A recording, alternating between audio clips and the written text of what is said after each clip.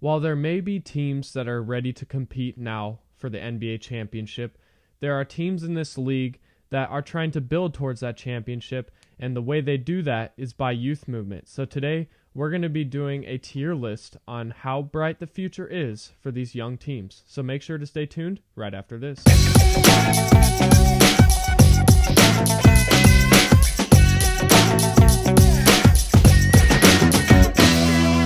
Okay, so let's get right into these teams with the bright futures and maybe the teams that don't have as bright of a future. So the way I categorized this was I did at the top a very bright future, which means these teams have a future that is looking good for them into the future, or I guess I said that already, but kind of a team that they're looking to compete soon with these young teams. Teams with a bright future, teams that might be able to make some noise in the future, but right now, they just have to work on development. Solid future is maybe they have some pieces that are solid, but like maybe not pieces that'll move you to a championship level. And then below average future is a team where it's like they just don't have great future future players, like future assets and stuff. Maybe they have a ton of picks, but they just don't have the players right now. So that could be kind of going under the category of below average future. And then I wanted to put another one, and that's contending, because those teams aren't looking for the future right now. They're looking to win now, and that's kind of why I put that there. Just because it's not fair to put, like, let's say a team like the Boston Celtics who's contending right now, which we'll actually put them right there right now, just because they're trying to win now. They're not looking to build a future. They're looking to win now. And even then, they still have a good future because they're all young. But at the same time, they're competing now. So this is more for the teams that aren't competing now and are looking to compete in the future. So, yeah. But obviously, who knows how those rules are going to go. So, let's get started. So, we got the Atlanta Hawks. The Atlanta Hawks have a solid future. I don't know if I'm going to put in solid future, actually. They have Trae Young. They have Dyson Daniels, who's a very good prospect, in my opinion, who they just traded from the DeJounte Murray trade. They also have Alex Sarr, or no, not Alex Sarr, I'm sorry. They have Zachary Ricochet from drafting him number 1. I think they have a bright future. I think this team is very solid as of now, and I think if further development, if Ricochet can really turn into a nice 3-and-D player with Trae Young being that ultimate playmaker and scorer, like I think this Atlanta team's going to make a lot of noise and they could be sneaky good. I think they have a bright future going on. Next up, the Chicago Bulls. I think they have a solid future. Obviously, you have Kobe White, who was second place in most improved player this last year. They just traded for Josh Giddey from the Caruso trade. They have players like Ayo Dosunmu, Patrick Williams, but not really players that I'm looking at that's going to be like, oh, this team could be finals contenders in the upcoming years. Like, this is going to be a good team, but I still think they need more pieces of this young core to be able to convince me that they're going to be good in the future. The Philadelphia 76ers, they're contending right now. Obviously, Tyrese Maxey is young, but honestly, like, this team is looking to win now. So if they have to, they will trade future assets and stuff and just younger players to be able to get more contending win now players. So that's why I'm going to put the 76ers there. Same with the Bucks. I think the Bucks are also just trying to win now. This is going to be the moral story of a lot of teams, but the Bucks, I mean, I don't see why they wouldn't want to try winning now. I mean, you still have Giannis. You don't want to waste his prime.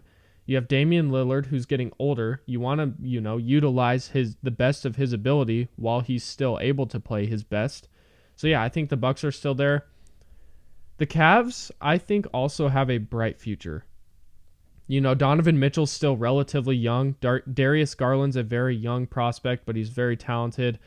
They also have Evan Mobley, who, in my opinion, is going to be even better if they decide to trade Jarrett Allen.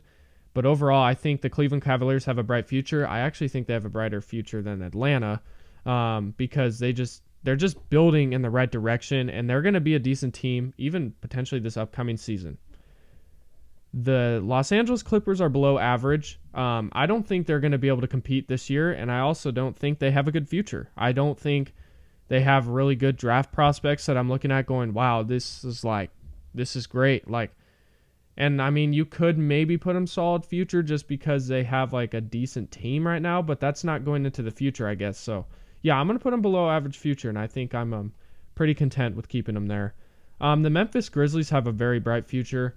You've got Ja Morant, who's really young. Obviously, he's had off the court problems, but I think if he can figure out, that problem right there, he's going to be really good. I mean, they have Desmond Bane, they have Jaren Jackson Jr., I mean, they have G.G. Jackson. They just drafted Zach Edey. Like, this is going to be a good young team going into the future, and I think they could be contending in the upcoming years.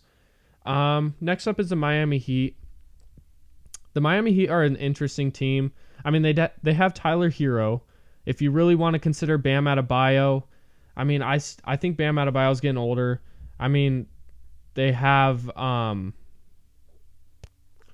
They did draft Khalil Ware. They have Nikola Jovic. I think this could be a solid team. I'm going to say solid future, kind of like in the same situation as the Bulls. I think this team could still be very solid in the future.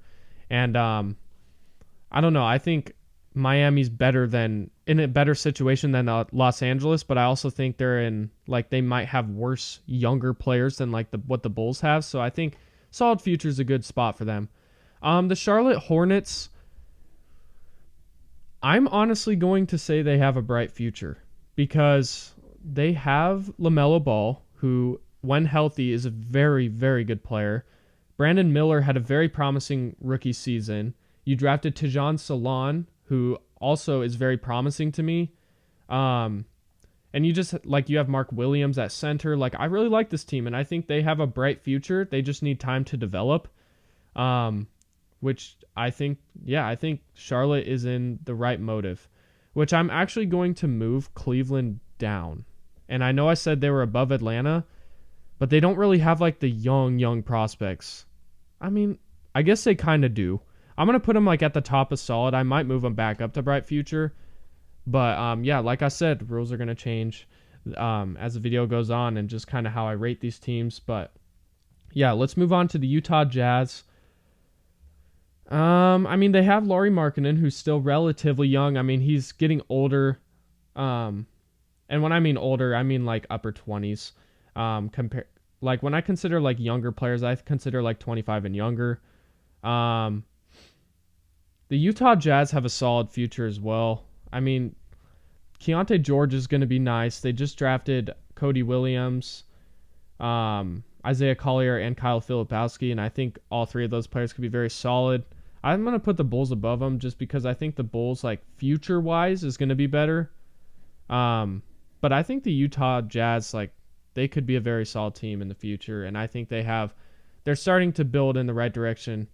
But yeah, the Sacramento Kings, I mean, they have De'Aaron Fox, who's great. They do have Keegan Murray. Who's a very good young player.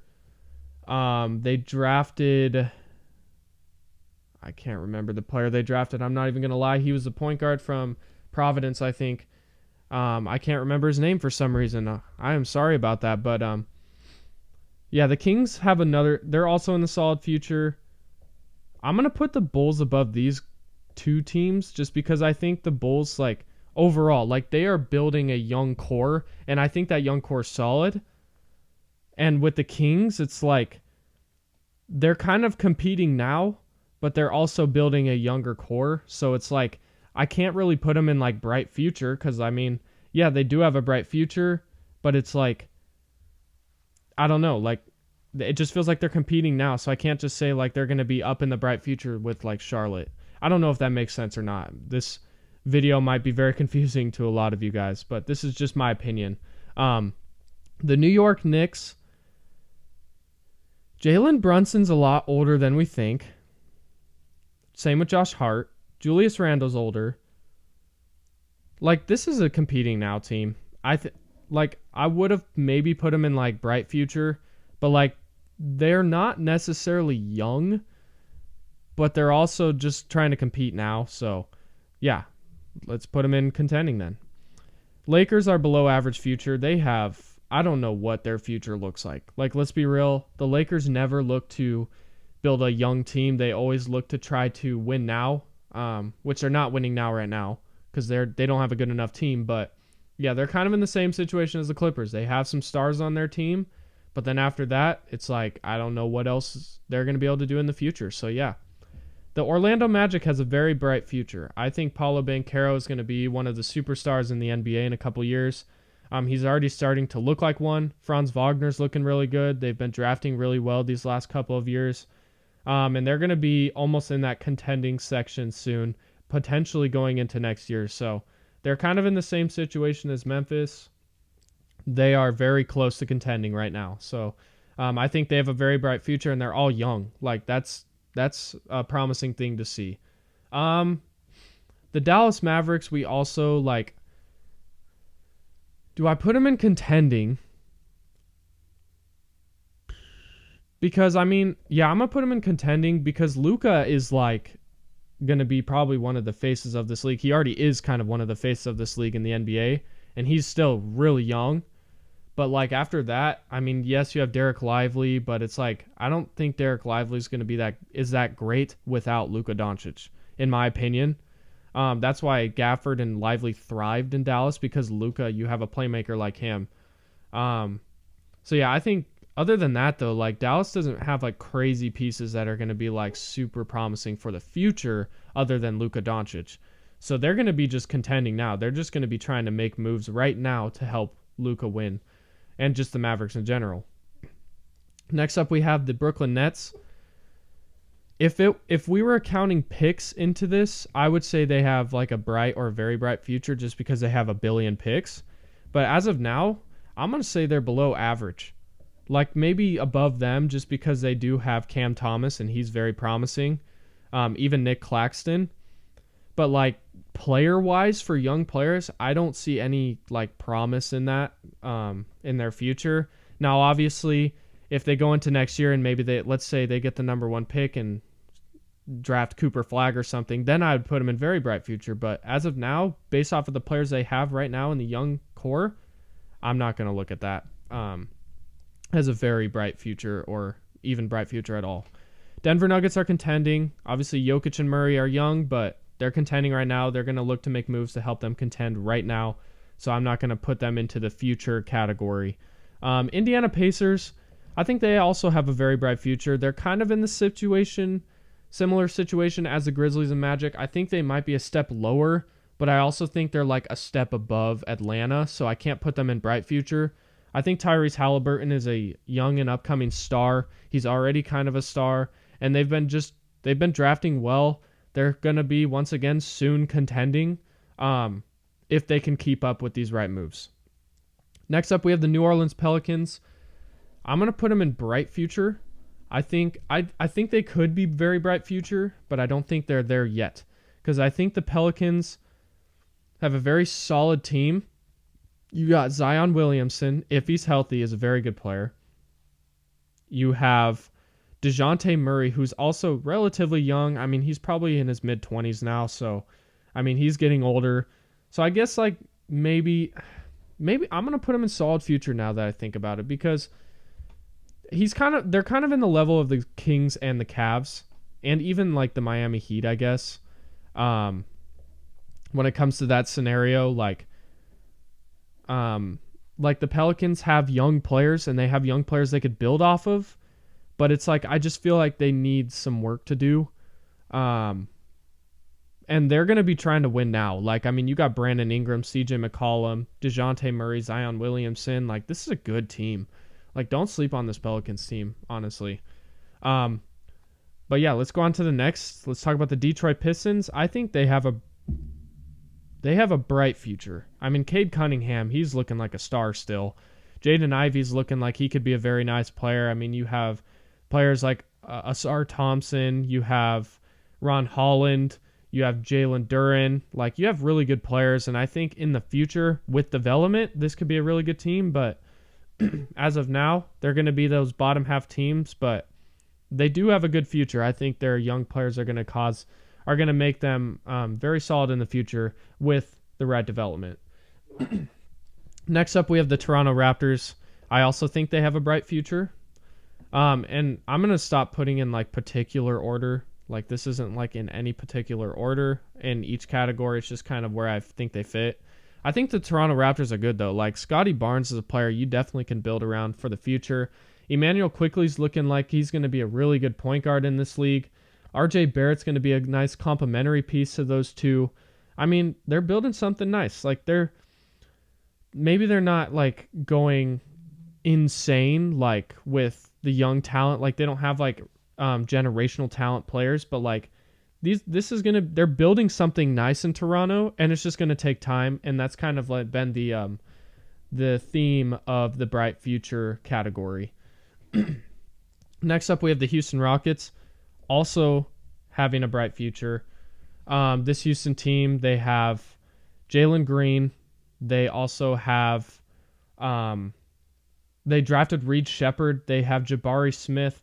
I mean, like, this is going to be a good young team in the future. They just need, like I said, once again, time to develop. I'm going to move my face a little bit so you guys can see a little better. So yeah, just in case I don't cut off some of the teams. But anyways, yeah, the Houston Rockets are going to be a good team. Even Amen Thompson, I think he could be a really solid 6-man. But yeah, I'm really liking what Houston's been doing so far.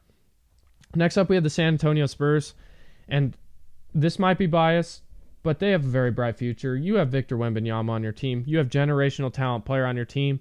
You also just brought in Stephon Castle from the draft. Devin Vassell is also a very young, promising player. This Spurs team has a very bright future when you have someone named Victor Wembanyama on your team. So that's all I got to say. Next up, we got the Phoenix Suns.